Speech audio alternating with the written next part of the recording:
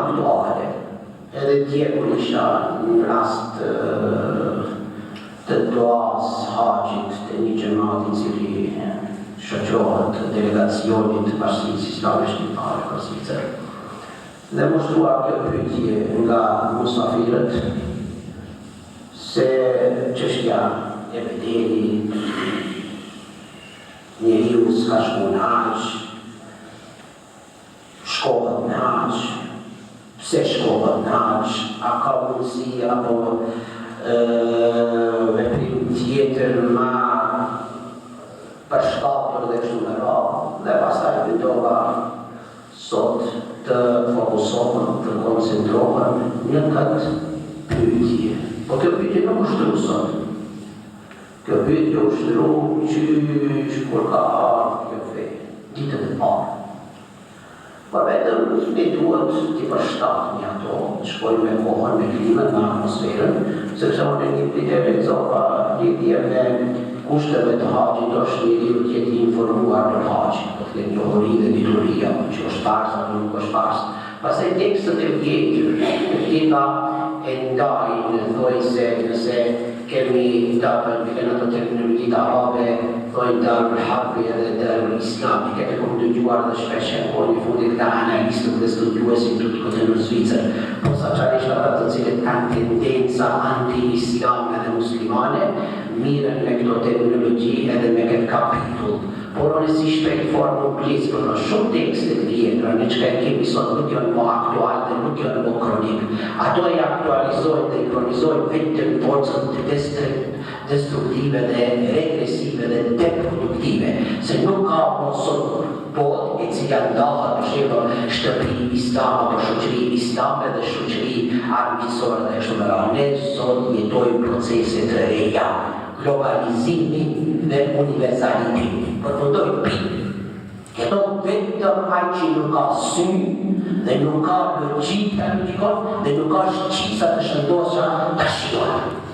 Ne jemi duke jetuar në kohën e globalizimit dhe universalitetit. Për ato dhe këto kam përfunduar, por unë mendoj krejt ne këto tekstet duhet i përshtatë. Për ato dhe ne kemi shkolla juridike shumë, në realitet jo vetëm ne, por të gjithë ne të cilët duhet marrë një përgjithësie, si institucionet vendore, si kontributi individuale, edhe trojet etnike tonë, para se të gjitha ne jemi përgjegjës për shoqërinë tonë, por edhe këtu në Zvicër ne kemi përgjegjësi, unë për veti shpesh e kësaj të takohem me kolegët e mi që edhe partitë e projekte kur kemi shoqës konferenca dhe projektet e ramët të lartë, më pyetën edhe këtë pyetje, këto mendimet e tua progresive dhe produktive dhe a i shpalosni do njëherë me një mënë tua, a i shokët kolegët?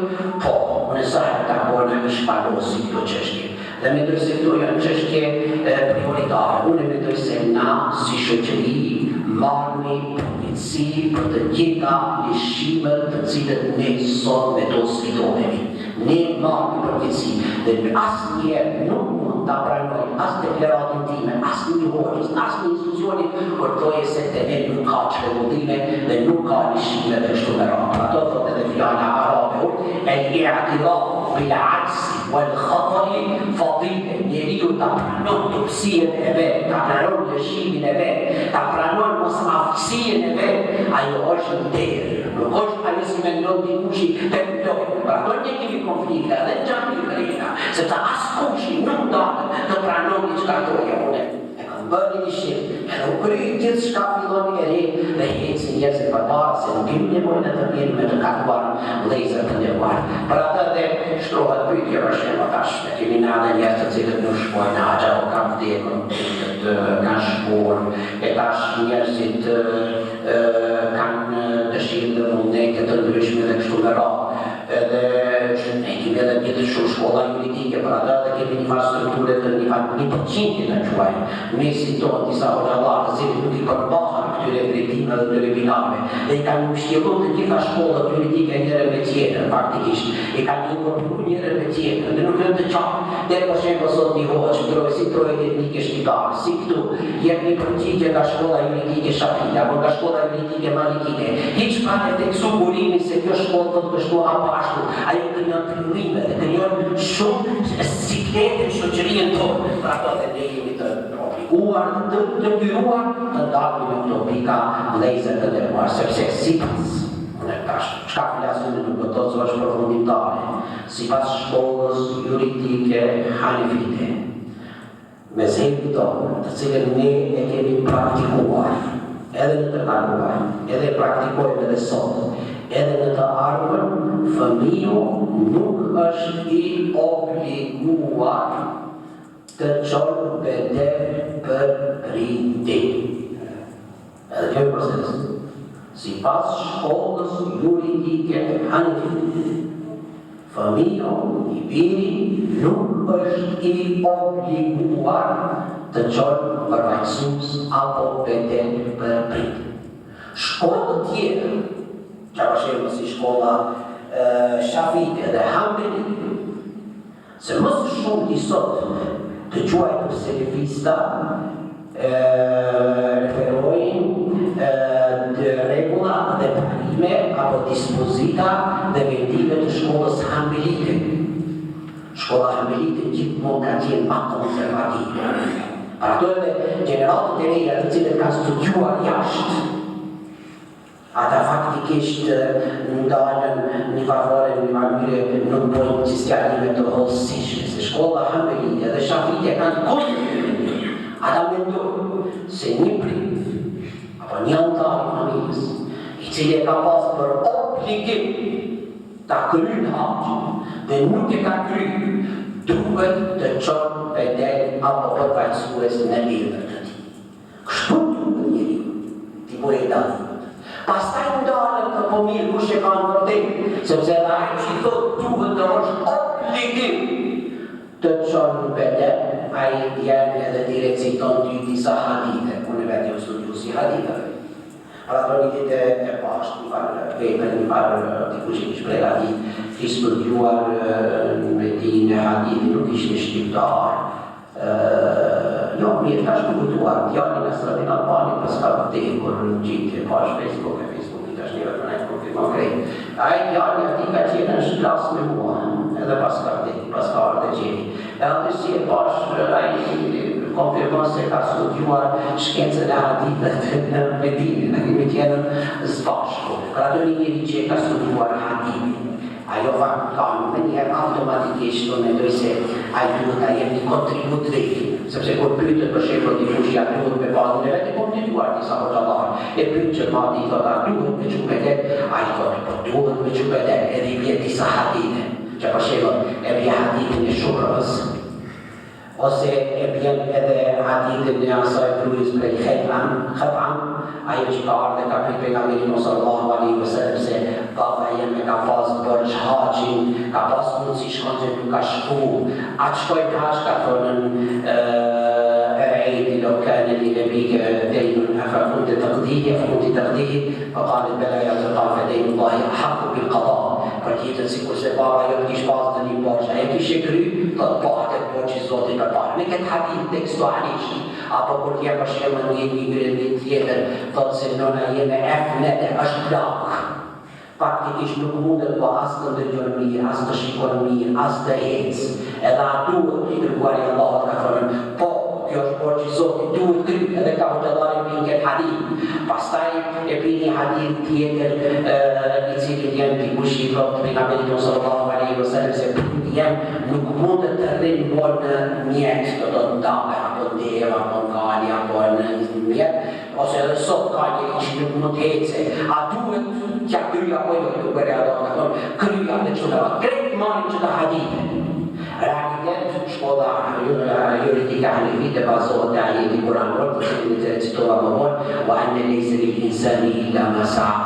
Njeriu duhet ta japet kontributin vet, sepse kantonën hanefite thotë el hajju thotë faridatun bedeniyya. Të haxhi është obligim trupor.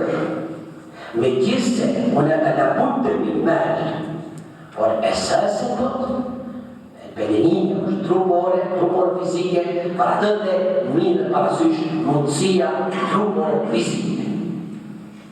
A nëse faktikisht, kur ka thonë për shembull i dërguari i Allahut, se hadithe do të interpretojnë këta hadithe, se nuk i ignorojnë, në këto se nuk i kanë parasysh, po interpretojnë të se kështu, kur kanë ardhur njerëzit e kanë pyet pejgamberin tonë sallallahu alaihi wasallam, të gjithë ata njerëz, të cilët e kanë pyet pejgamberin tonë sallallahu alaihi wasallam, lidhje me s'ka shkon ata shkon ka kështu.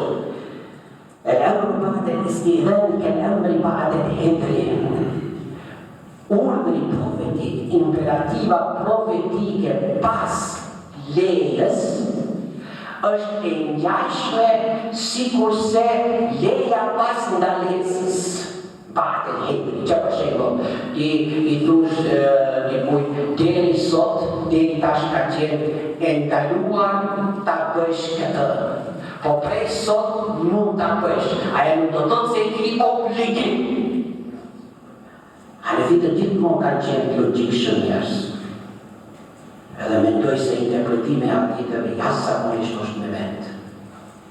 Për ato dhe kanë thënë për shembull dhe hanefitët se kur thotë i dërguari i Allahut se e kryen borxhin apo të shpihu bitin, e ka krahasuar me borxh, e ka për qëllim se të dy personët, si ai që e kryen formën vullnetare, edhe në emër të atij që bëhet një farë një farë borxhi i kryhet vullnetarisht. Do të thotë e kryen formën të tobo, u amelen të tobo, u khajr. Ai e bën formën vullnetare dhe të mirë, ndërsa ngjen prap llogaria ditën e Kiametit për to. Sepse ju e dini për gjithë shka i duhet japë dhe llogari.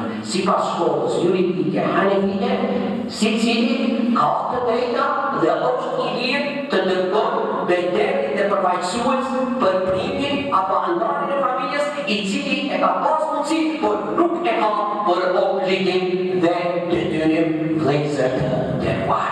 Pra me ka që një formës të arëndoj klimën, inshallah Zotin në më për të dy kalyre, të cilë që do t'i mobilizohen me dituri dhe nori, dhe ashtu e reflektojnë edhe aktualitetit tyre dhe armërin e tyre, dhe i dëshiroj posaçarisht dinjes februare rezultate dhe për ashtu edhe dita edhe javët që vinë duhet t'jemi sa më të shkurtë në ligjërat, që t'jemi sa më atraktiv në klimën tonë dhe mos jetë bezdisje, mos jetë bisiklete, mos jetë, sepse e përvita toleranca dhe akceptanca dhe një kuptimi ato njeme në hecin drejt binatave të shëndosha. Dhe juroj të gjithë me sukses, alhamdulillahi rabbil alamin.